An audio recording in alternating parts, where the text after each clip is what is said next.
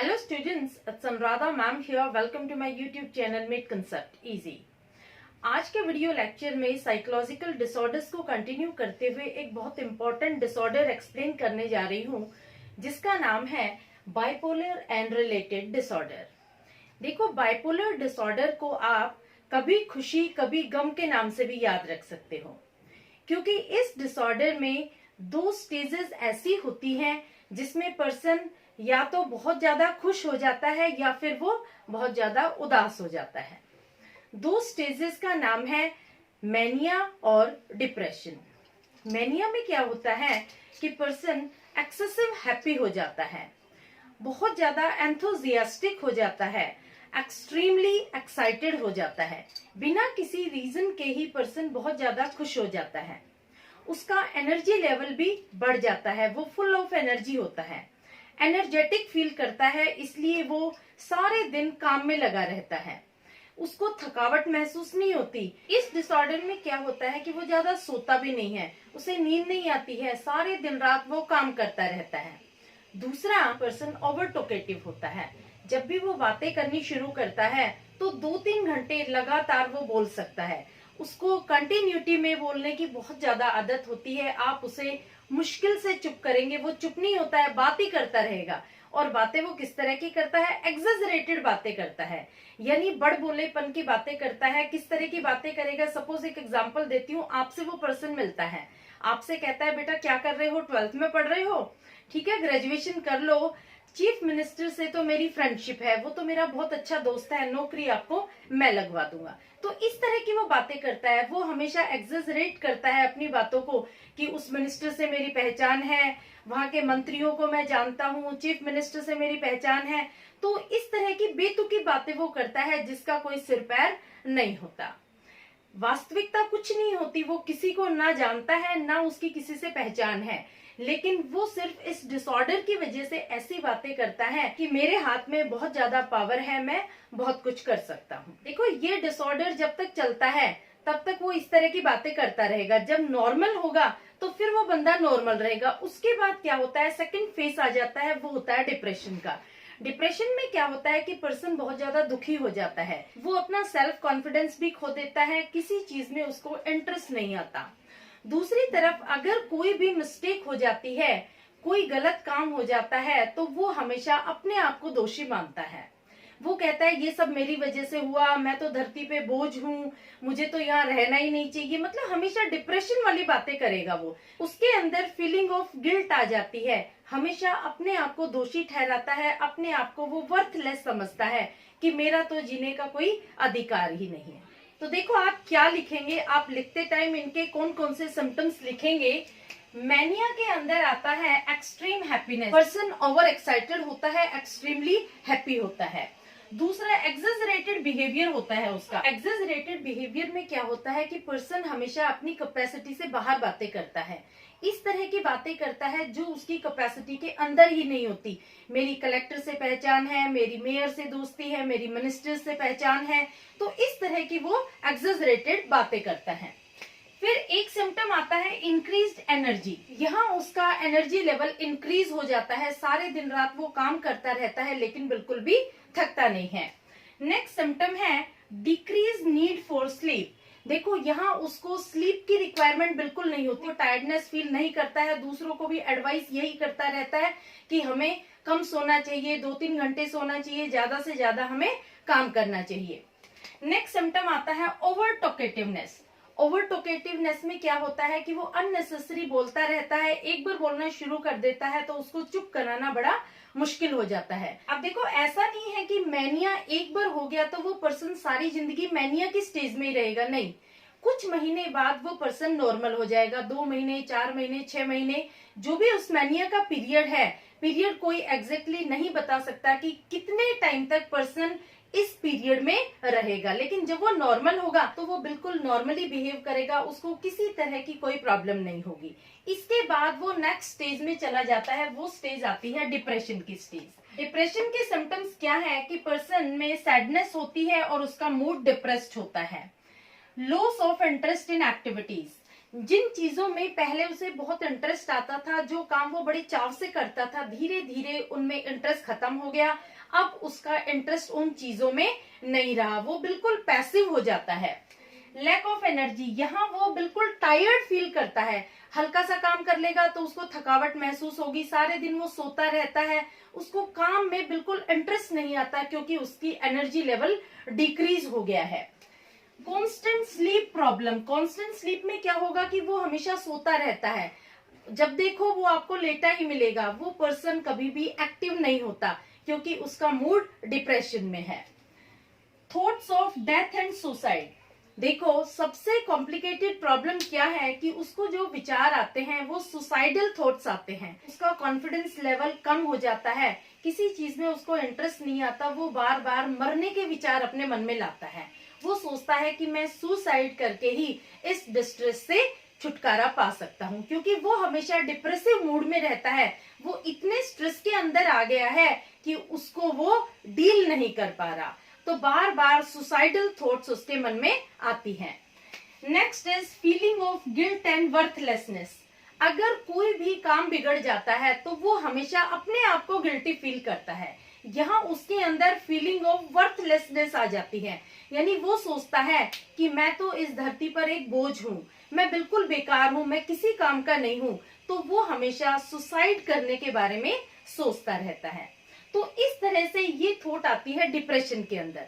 देखो जब उसका डिप्रेशन ठीक होता है तो वो नॉर्मल हो जाता है। नॉर्मल होने के बाद वो अपनी जिंदगी आराम से जीता है, और जब सेकंड एपिसोड मैनिया का आता है तो फिर उसको प्रॉब्लम मैनिया की हो जाती है।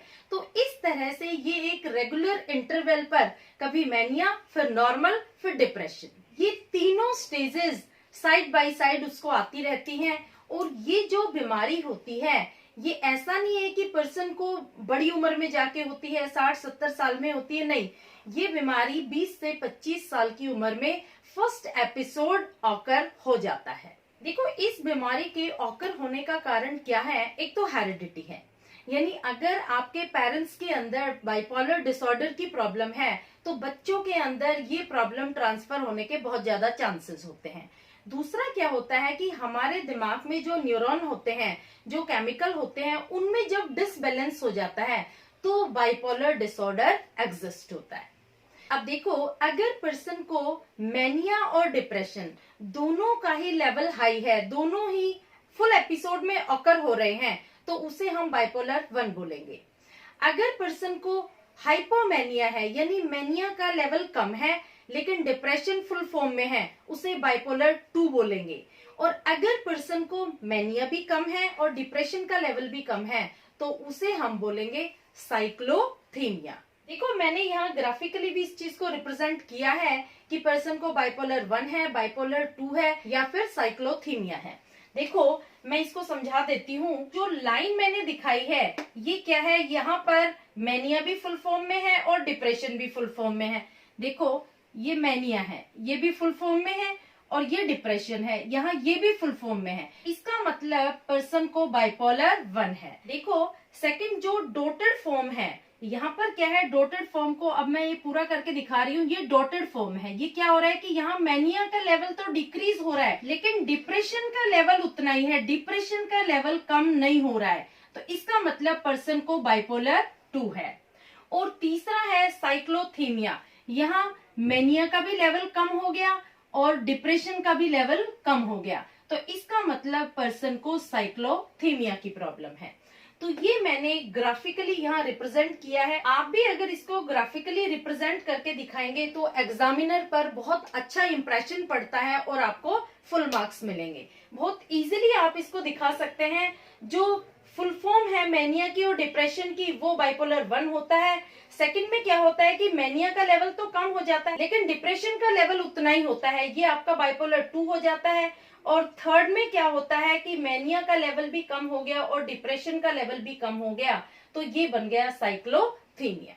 क्लियर? अब मैं आपको एक्सप्लेन करती हूँ रिस्क फैक्टर्स जिनसे मेंटल डिसऑर्डर एग्जिस्ट होता है। तो पहला रिस्क फैक्टर है एक्सपीरियंस नेचुरल डिजास्टर। देखो अगर पर्सन ने एक्सपीरियंस किया है कोई नेचुरल डिजास्टर, कोई सुनामी देखा है, कोई साइक्लोन देखा है, तो उसे मेंटल डिसऑर्डर होने के चांसेस बहुत ज्यादा होते हैं। सेकेंड रिस्क फैक्टर आता है एक्सपीरियंस वायलेंस और एब्यूज।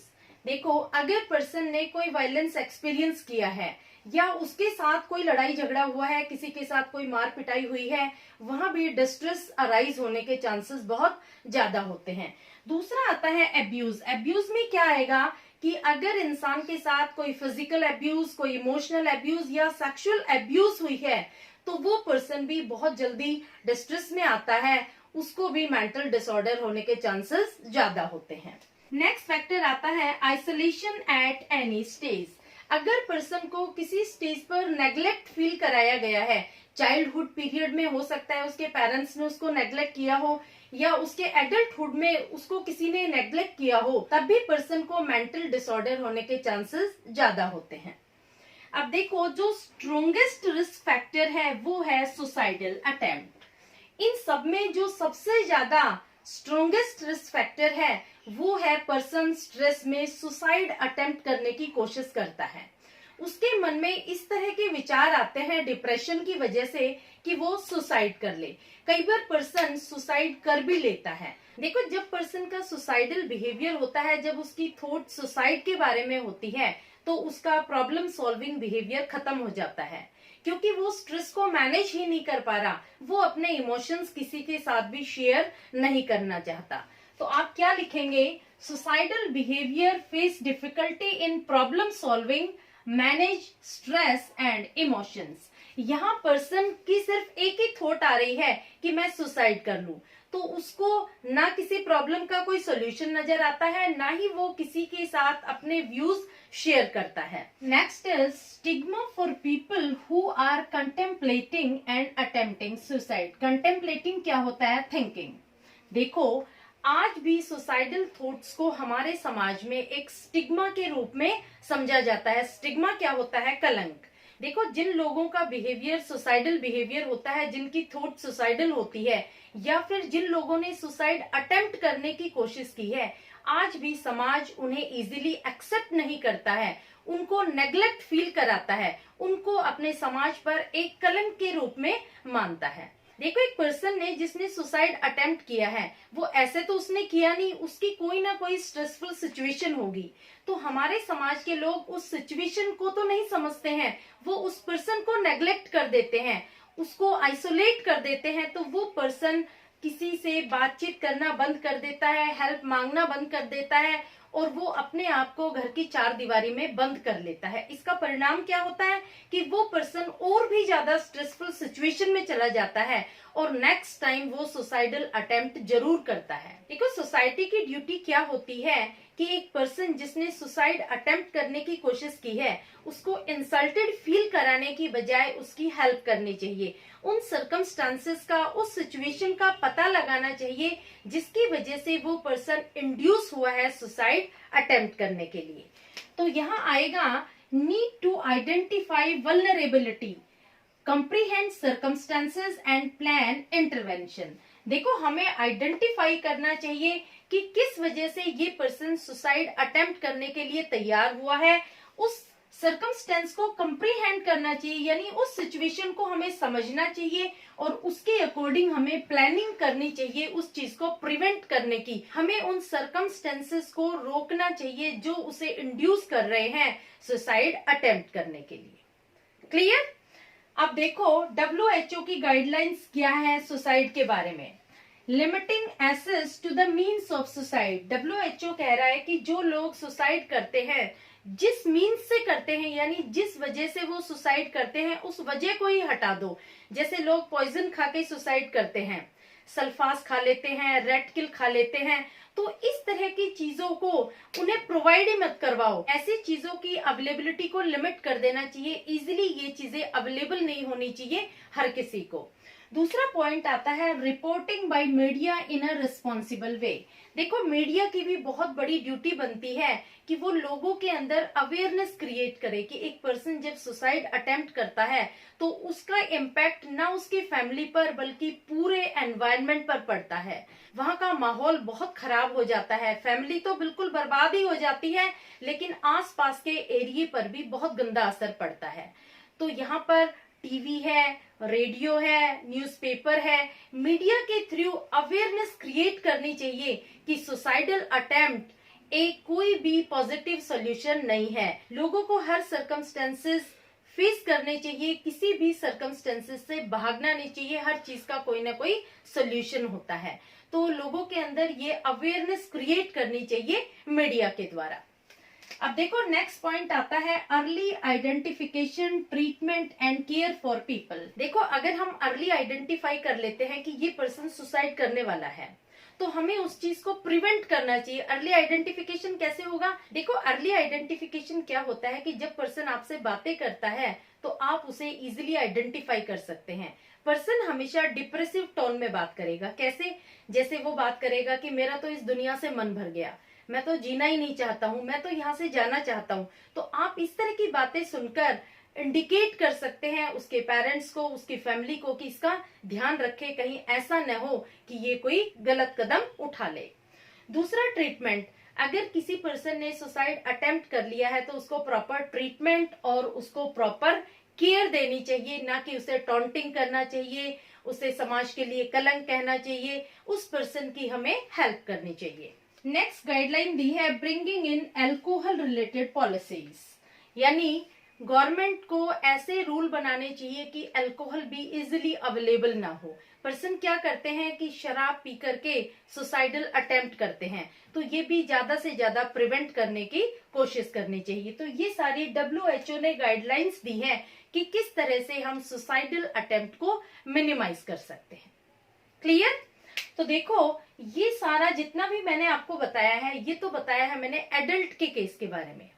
अब क्या होता है कि जो आजकल के बच्चे हैं वो भी बहुत ज्यादा प्रोन है सुसाइडल अटेम्प्ट के लिए। बहुत जल्दी बच्चे डिप्रेशन में आ जाते हैं और वो क्या करते हैं, सुसाइड अटेम्प्ट करने की कोशिश करते हैं। कई बार तो क्या होता है कि बच्चे स्ट्रेसफुल सिचुएशन में आकर के सुसाइड अटेम्प्ट भी कर लेते हैं। ना वो अपने पेरेंट्स के बारे में सोचते हैं, ना अपनी वो फैमिली के बारे में सोचते हैं। तो ऐसे कौन से बच्चे हैं, उन्हें हमें आइडेंटिफाई करना चाहिए कि ये सुसाइड क्यों करना चाहते हैं या फिर ये डिस्ट्रेस में क्यों है। देखो स्टूडेंट के कुछ बिहेवियरल कैरेक्टरिस्टिक्स होते हैं जिन्हें आइडेंटिफाई करके आप पता लगा सकते हैं कि ये स्टूडेंट डिस्ट्रेस में है। तो ये पॉइंट्स मैं आपको एक्सप्लेन कर रही हूँ। पहला पॉइंट आता है शॉर्ट अटेंडेंस, फॉल्टी बिहेवियर। देखो अगर बच्चे ने स्कूल जाना बंद कर दिया है, उसकी अटेंडेंस दिन पर दिन गिरती जा रही है। दूसरा फॉल्टी बिहेवियर है, यानी वो बहुत बदतमीजी से बात करता है, उसको तमीज ही नहीं है बात करने की, किस तरह टीचर्स से बात करते हैं, किस तरह अपने क्लासमेट से बात करते हैं। तो इसका मतलब हमें समझना चाहिए कि ये बच्चा डिप्रेशन में जा रहा है। दूसरा पॉइंट आता है lack of interest in activities, declining grades. अगर बच्चे का इंटरेस्ट जो एक्टिविटीज में पहले था वो कम होता जा रहा है, अगर उसके ग्रेड्स डिक्लाइन हो रहे हैं, यानी वो पढ़ाई में भी कमजोर हो रहा है और एक्टिविटीज में भी पार्टिसिपेट नहीं कर रहा, तो इसका मतलब वो बच्चा डिप्रेस हो रहा है किसी ना किसी कारण से। कारण कोई भी हो सकता है। Next is behaviour in classroom. देखो अगर बच्चा क्लास में बैठकर मिसबिहेव करता है, हुटिंग करता है, अपने टीचर की नकल उतारता है, इसका मतलब इस बच्चे के साथ कोई ना कोई प्रॉब्लम है, ये नॉर्मल बच्चा नहीं है, कोई ना कोई समस्या है। इसकी वजह से ये बच्चा डिप्रेशन में जा रहा है। ना वो क्लासमेट से अच्छी तरह बात करता है, एकदम सबसे कटा कटा रहता है, ना वो टीचर से अपनी कोई क्वेरीज पूछता है, टीचर के क्वेश्चन पूछने पर भी वो बच्चा बहुत बदतमीजी से आंसर करता है। इसका मतलब कोई ना कोई प्रॉब्लम उस बच्चे के साथ है। Next point is smoking and drinking. देखो अगर बच्चा स्मोकिंग और ड्रिंकिंग इन एक्टिविटीज में इंडल्ज हो गया है, इसका मतलब डेफिनेटली उस बच्चे के साथ कोई ना कोई डिस्ट्रेस की प्रॉब्लम है।